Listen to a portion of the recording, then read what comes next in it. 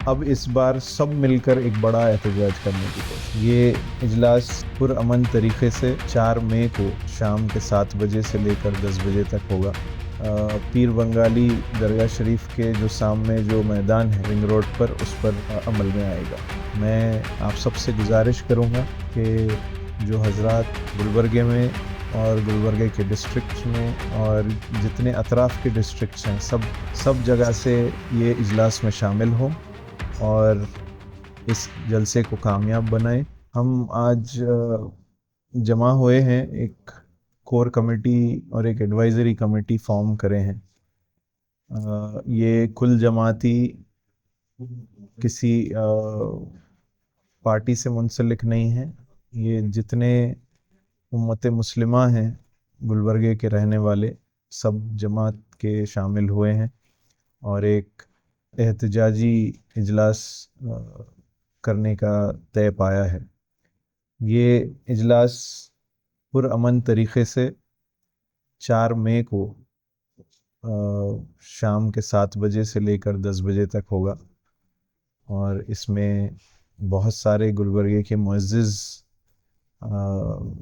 رہنے والے افراد شامل ہیں۔ میں آپ سب سے گزارش کروں گا کہ جو حضرات گلبرگے میں اور گلبرگے کے ڈسٹرکٹس میں اور جتنے اطراف کے ڈسٹرکٹس ہیں سب جگہ سے یہ اجلاس میں شامل ہوں اور اس جلسے کو کامیاب بنائیں۔ یہ جو اینٹی کانسٹیٹیوشنل لاز جو منسلک ہو رہے ہیں خاص طور سے مسلمانوں پر، اس کے احتجاج میں یہ ہم ایک میسج پہنچانا چاہتے ہیں۔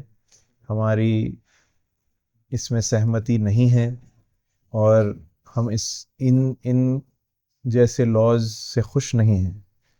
یہی میسج ہم ایک پرامن طریقے سے ایک اجلاس سے میسج سینٹرل گورنمنٹ تک پہنچانا چاہتے ہیں اور اسی وجہ سے ہم یہ ایک اجلاس کرنا چاہتے ہیں اور ہم یہ دعا کرتے ہیں کہ ہم سب مل کر ساتھ اس اجلاس کو کامیاب بنائیں اور آپ سب سے گزارش ہے کہ جو شامل ہو سکتے ہیں شامل ہو جائیں۔ یہ جو جلسہ ہونے جا رہا ہے 4 مئی کو 2025، یہ 7 بجے سے لے کر 10 بجے تک پیر بنگالی درگاہ شریف کے جو سامنے جو میدان ہے رنگ روڈ پر، اس پر عمل میں آئے گا۔